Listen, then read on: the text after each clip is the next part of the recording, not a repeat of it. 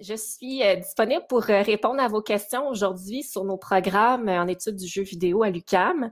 Au risque de perdre quelques-uns d'entre vous, j'aimerais d'emblée dire que ce sont des programmes théoriques. Donc, on fait pas de game design à l'UQAM, on fait pas de conception de jeu, on fait pas de programmation au département de communication à l'École des médias. Par contre, je vous encourage quand même à rester parce que nos programmes sont complémentaires à des programmes plus pratiques, plus techniques. Et puis, si vous aviez en tête de faire des programmes plus pratiques comme du design de jeu, mais ça pourrait peut-être éventuellement vous intéresser de venir faire un programme complémentaire plus théorique.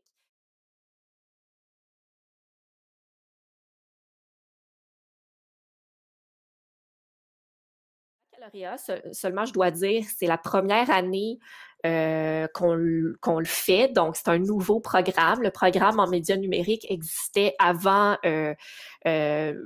cette année, mais il n'y avait pas de concentration en jeux vidéo. Et c'est la première année que les inscriptions se sont faites pour la première fois dans la concentration en jeux vidéo.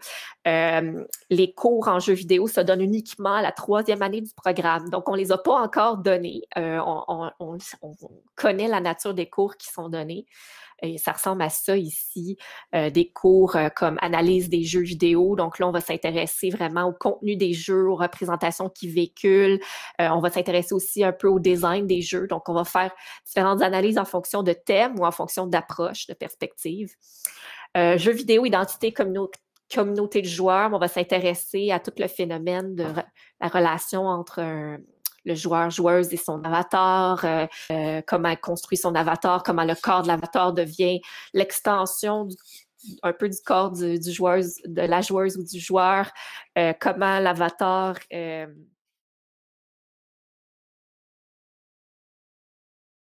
programme de maîtrise en jeu vidéo. Ça fait partie de la maîtrise en communication. Donc, c'est un diplôme en communication à la base qui ouvre vraiment beaucoup de portes. Et c'est une concentration en jeux vidéo et ludification. Donc, reste surtout dans cette maîtrise-là aux phénomènes, aux enjeux sociaux liés aux jeux vidéo, à la manière dont le jeu vidéo affecte nos vies, notre quotidien, à aussi tout le rapport entre les joueurs et le jeu vidéo sur le plan de l'immersion, des émotions, de l'engagement. On s'intéresse au phénomène de la ludification, donc toute l'appropriation des dans le cadre d'activités plus sérieuses, comme par exemple dans les environnements de travail, dans les programmes de fidélisation comme la carte à points de la SAQ, donc ce genre de programme de ludification-là et toutes les implications éthiques que ça comporte. Donc, ça fait partie des choses auxquelles on s'intéresse. On va regarder un petit peu ensemble les cours qu'on offre à la maîtrise.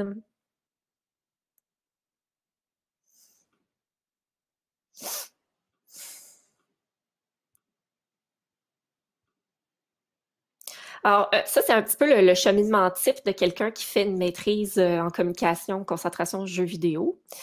À la première session, il y a des cours de tronc commun qu'on donne, dans le fond, que vous suivez avec d'autres étudiants de la maîtrise qui vont finalement travailler sur toutes sortes d'objets comme le cinéma, la télévision, l'approche communication internationale, etc. Donc, vous suivez un cours qui va vous apprendre les fondements des théories en communication. Ça s'appelle Études en communication. Et vous avez aussi un séminaire de recherche sur les jeux vidéo, donc un séminaire qui vous apprend les grandes approches à partir desquelles le jeu vidéo peut être étudié, psychologie, sociologie, philosophie, éducation, design, sémiotique, et j'en passe, études féministes, etc. Ensuite, vous prenez cours de concentration. On les donne en alternance. Donc, cette année, par exemple, c'est le cours jeux vidéo et société qui se donne à la session d'automne. et qui aborde plutôt les enjeux sociaux liés aux jeux vidéo, addiction, violence, toutes les paniques morales autour du jeu vidéo, la surveillance et les jeux vidéo aussi, donc tout le phénomène d'exploitation des données personnelles des joueurs, par exemple, les aspects aussi féministes liés aux jeux vidéo, donc les imageries sexistes dans les jeux vidéo, par exemple. C'est dans ce cours-là qu'on les aborde. Ensuite, à la session d'hiver, vous prenez un cours d'approche, un cours de méthodologie au choix. Que vous choisissez en fonction de votre projet de recherche parce que c'est une maîtrise avec mémoire. Donc, ça veut dire que vous devez rédiger un document d'une centaine de pages au terme de votre parcours sur le sujet de votre choix. Donc, c'est un mémoire avec... il y a aussi possibilité de faire un mémoire création, je dois dire. Un mémoire, donc, c'est un document d'une trentaine de pages accompagné d'une création et ça peut être un jeu vidéo.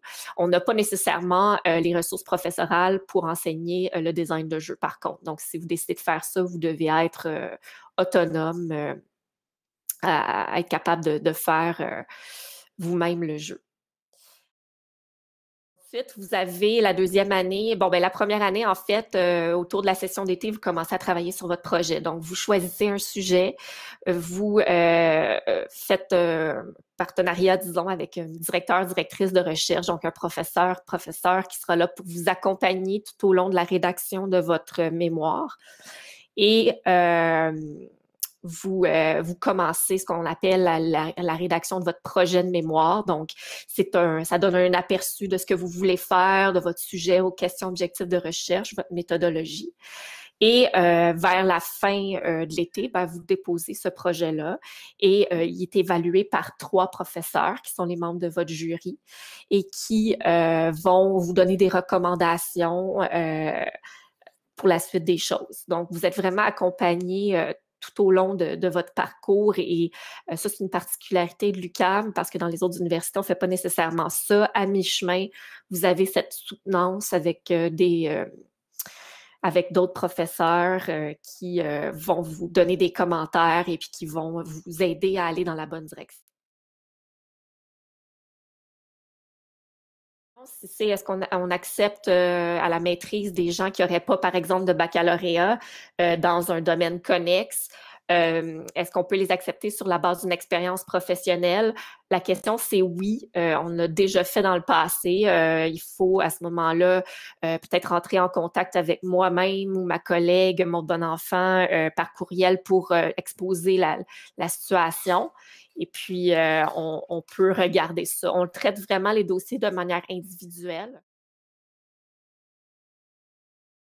La question à ce moment-là est, est-ce qu'on peut créditer une expérience professionnelle pour avoir des diplômes? La réponse est non. Pour avoir le diplôme de maîtrise en communication, il faut vraiment faire tous les cours, puis il faut faire le mémoire, puis le projet de mémoire, ou un mémoire ou un projet de mémoire création. On ne peut pas créditer des expériences professionnelles, les convertir en crédit de cours, par exemple.